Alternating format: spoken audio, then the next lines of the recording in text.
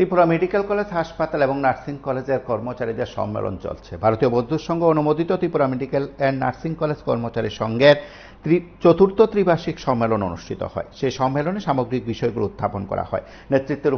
ভারতীয় বৌদ্ধ সংঘের বিভিন্ন স্তরের নেতৃত্বের উপস্থিতিতে এই সম্মেলনে কর্মচারী স্বার্থে সংশ্লিষ্ট বিষয়গুলো নিয়ে যেমন আলোচনা হয়, ঠিক তেমনি মেডিকেল কলেজ এবং নার্সিং কলেজ কর্মচারী সংঘের যে বিষয়গুলো দাবিগুলো রয়েছে তা নিয়ে আলোচনা হয়। সেখানে নেতৃত্ব ভাষণ রাখেন এবং পরে সংবাদ মাধ্যমের মুখোমুখি হয়ে প্রতিক্রিয়া ব্যক্ত করেন। আমরা ভাষণ এবং প্রতিক্রিয়ার অংশ বিশেষ শুনব। আজকে আমাদের ত্রিপুরা মেডিকেল নার্সিং কলেজ কর্মচারী সংঘের এই সম্মেলনের আগে আমাদের যে ৩ বছর আগে সম্মেলন হয়েছিল, তখন আমরা যে দায়িত্ব পেয়েছি সেই দায়িত্ব থেকে আমরা একটু করে রাজ্যের প্রাণপ্রিয় মুখ্যমন্ত্রী এবং আমাদের অভিভাবক মুখ্যমন্ত্রী প্রফেসর ডক্টর মানিক শাহ স্যারের আশীর্বাদ গ্রহণ হয়ে আমরা আমাদের অনেকটা দাবি পূরণ করতে পেরেছি। ম্যানেজমেন্টের একান্ত সহযোগিতা এবং মুখ্যমন্ত্রী স্যারের সদিচ্ছায় আমরা বছরে এখন থেকে 2বার করে দিয়ে পাচ্ছি। আমাদের গ্র্যাচুইটি এবং ড্রেসের উপর বিভিন্ন ক্যাটাগরিতে আমরা রেগুলারাইজেশন করতে পেরেছি এবং নার্সিং স্টাফদের জন্য আমরা যে মণিপুরি স্টাফ নার্স আছে ওনাদের রেজিস্ট্রেশন খুব প্রয়োজন। আমরা নার্সিং কাউন্সিলের সহায়তায় ওনাদের প্রায় 70 থেকে 75 জনকে আমরা রেগুলারাইজেশন করিয়েছি, রেজিস্ট্রেশন করিয়েছি।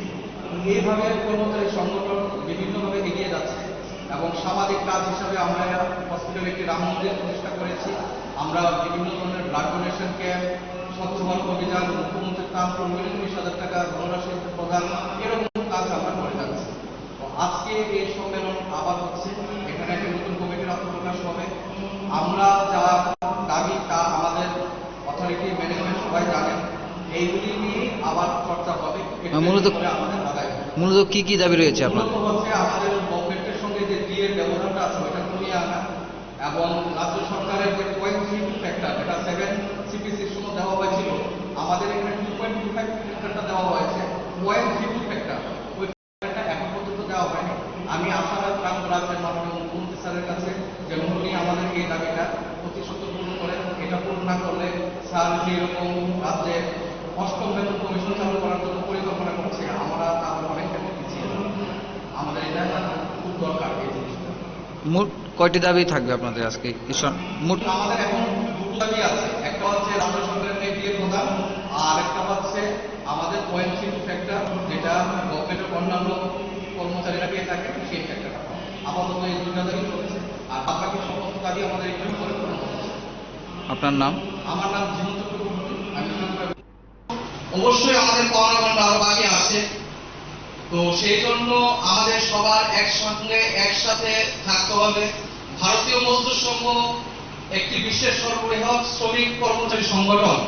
এই সংগঠনের ছত্রছায়ায় আমরা আছি বলে আজকে আমরা সবাই এই একটু করে আমাদের পাওনা ঘন্টা পেয়ে যাচ্ছি, যেটা একটা সময় বন্ধ ছিল।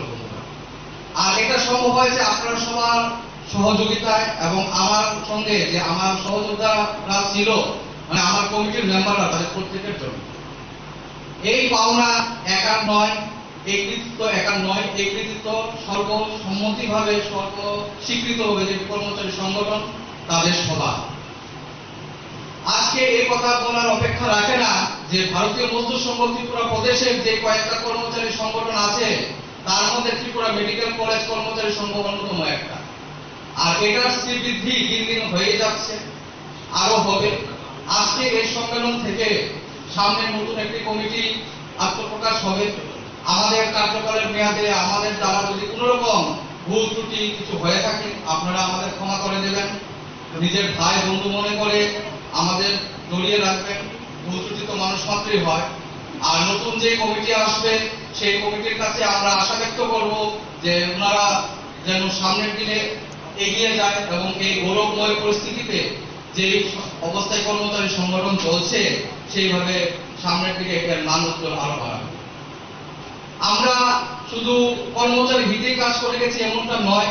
আমাদের বিএমএস এর যে মূল মন্ত্র রাষ্ট্রহিত এবং উদ্যোগহিত, এই হিসাবে আমরা কাজ করেছি। রাষ্ট্রহিত বলতে রাষ্ট্রের জন্য যা করণীয় আমরা রাষ্ট্রের জন্য বলতে সমাজের জন্য করতে পেরেছি। আমরা 3 থেকে 4 বার ব্লাড ডোনেশন ক্যাম্প করেছি। এর মধ্যে একবার উদ্বোধক হিসেবে ছিলেন রাজ্যের মাননীয় মুখ্যমন্ত্রী প্রফেসর ডক্টর মানিক শাহ স্যার। আমরা আবারও আশা ব্যক্ত করছি আমরা আজকের পরে একটি মেগা ব্লাড ডোনেশন ক্যাম্প করব, যেটা উদ্বোধক হিসাবে রাজ্যের মাননীয় মুখ্যমন্ত্রী স্যার উপস্থিত থাকবেন।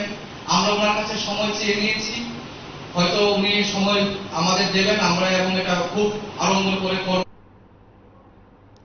আপনারা শুনলেন সেখানে নেতৃত্বের বক্তব্য এবং ভাষণ রাখতে গিয়ে রাজ্যের মুখ্যমন্ত্রীর প্রতি তাদের যে ভরসা রয়েছে সেই বিষয়টি উত্থাপন করা হয়।